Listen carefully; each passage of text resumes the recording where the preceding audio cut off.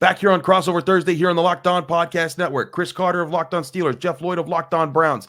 Jeff, Myles Garrett was the story of the game last time. Well, a story of the game. There were several stories, but he had 3 sacks in the last game. And the Steelers in the second half appeared to have adjusted to at least minimize him in the second half, but the damage was done in the first with what he was able to do there. The Steelers, though, this past week, took on Trey Hendrickson, the leading sack man in the NFL, and they were able to pretty much stonewall him. Talk about how the Browns move around Myles Garrett to force you because that's something the Steelers are only really tapping into the surface of TJ Watt, but that seems like it's been a staple of Myles Garrett's game for years now. It was early in his career. And then there were times where it wasn't, but I think this was something that started last year, and Jim Schwartz was just like, and granted in mind at the time you had Zadarius Smith, had Okoronkwo. So you had capable players where you can say, well, I'm going to take the 320-pound defensive lineman off the field and, I'll use my, absolute, chess piece like a queen. You just try to, it's again, like you talked about earlier, because you're just trying to play mind games. You know what I'm saying? You get so accustomed, and when teams play TJ Watt, you get so accustomed to looking over at the right tackle, looking at the situation. Is somebody going to be there to help my right tackle? But now you got to get all your calls off. You got to look at the secondary. You got to identify coverage. And then meanwhile, it's like, well, wait a minute. 90's not standing where 90 is normally standing. And there was that highlight week 1 of 2023 where Myles was standing above the center from the Cincinnati Bengals, pretending to do the crossover dribble. And you literally, the guard's tapping him to snap the ball. But it was also kind of like, yeah, I don't know what's about to happen here, but good luck, bro. And the thing is, it was always a thing you do in football when things, guys are young. You take a guy, let him do something else. Why? You want to keep him more engaged. You want to keep more excited. When you start telling players, well, look, this should be a better advantage for you. This should be, and you keep the guys, the juices flowing, the excitement to it. So it's certainly been a part of it. They're lacking a little bit right now. Zadarius Smith being moved on was the right move, but it certainly, didn't help this team. But you are looking at a player like Elijah McGuire that you're trying to get a developmental path on. Okoronkwo is a good player, but he's a role pass rusher. They brought in 2 pass rushers late last week in James Houston and Cameron Thomas, both 24 years old, both picks in the 2022 draft. They're trying to get eyes on them. But you just take your best player. And look, if it leads to a timeout, if it leads to a false start, if it doesn't even lead to a sack or a pressure, it had some form of impact. And look, defense coordinators, what do they love to do? Mess with offensive coordinators. Offensive coordinators, what do they want to do? They want to confuse defensive coordinators. It's just the way football should be played. It is. And I think that's what both sides are going to try to do in this way. And especially when you're talking about teams that know each other this well and have just faced each other within the last 14, 15 days. Exactly. Yeah, that's the whole thing here is that these teams, they know that he sort of like one thing I thought was really cool about the first episode of Hard Knocks that came out. You got to be in all the team meeting rooms, and when the Steelers are preparing for the Bengals, you see them talking about Mike Hilton saying they're going to throw to George Pickens, they're going to throw a bad pass to him, and they're going to throw it to him again. And the Steelers are like, we got to do this to Joe Burrow.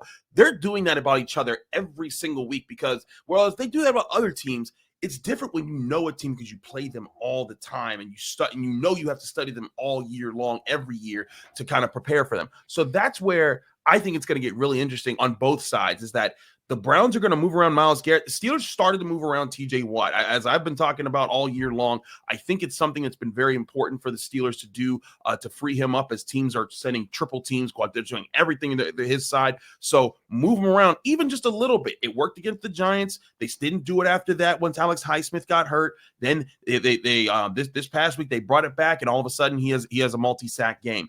That has to be a factor in this game, I think, again, because Kevin Stefanski is too smart of an offensive-minded head coach to allow the Steelers just to put him on one side and that just be it. But to your point, Highsmith being back, he's also been a game wrecker for the Steelers. We'll see where that plays out. We talked about a lot about these defensive fronts. Where's somewhere else that you're looking right now, Jeff, that's a key matchup for the Browns in this game? Well, Ross Jackson, we love you, so we'll make sure we get our 3 in here, right?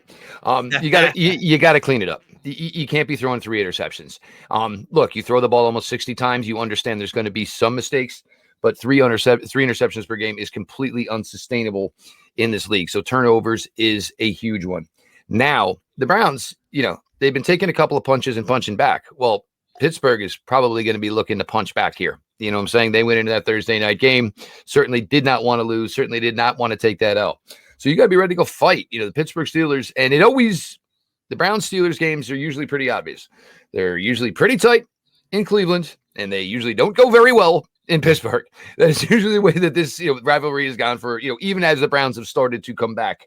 Mm-hmm. The other thing is I need if I just get 1 week, can I get some semblance of a run game? Look, Nick Chubb is out there. You can see he's not Nick Chubb. Eventually, hopefully, he returns to, Nick Chubb. He's good enough to be out there. He's not Nick Chubb. Jerome Ford looks better. How do you tell Nick Chubb you're going to give Jerome Ford? But you got to get some semblance. A, it's going to shorten the game.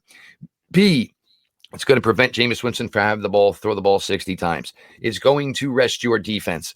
You've got to find some way to be able to, matriculate 4 yards per carry or more. I mean, and look, I understand, but you got to be able to commit 20 carries, if not more, because you're having some success. They really need this because, look, with Jameis, the more he throws it, the greater the opportunity and greater their percentage is going to be for some mistakes.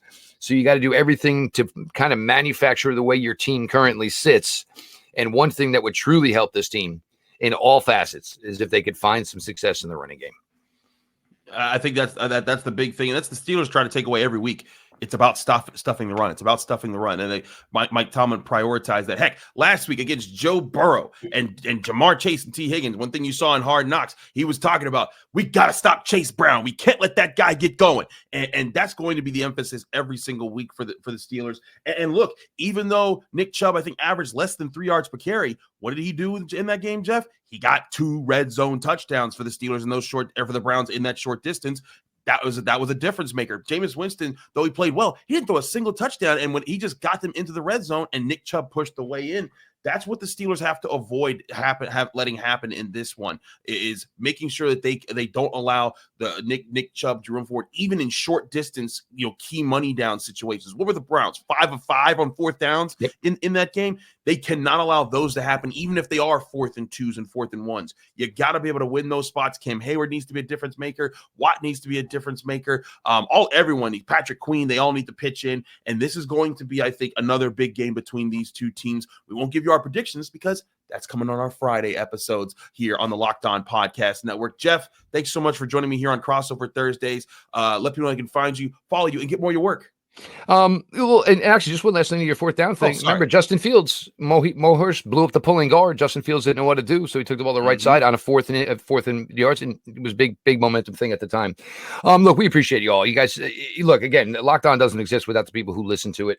So of course, Locked On Browns, YouTube, anywhere you get your podcasts. We're slowing, as far as putting stuff out on the socials. It's always a weird time, through the countries or whatever, and maybe sports is not everybody's top priority right now, but everybody who's here for us, again, it's it's that time of the year where you start to give thanks and you start to realize what helps you get through your world and your day, and you guys are certainly that for all of us here at the Locked On Podcast Network. It's Browns, it's Steelers. Records get thrown out the window. As a kid, when you played in high school, your coach told you, I don't care if we only win 1 game this year. We do not lose to our rivals. Well, the point is you do not want to lose to the Pittsburgh Steelers or to the Cleveland Browns. We'll see how it goes on Sunday.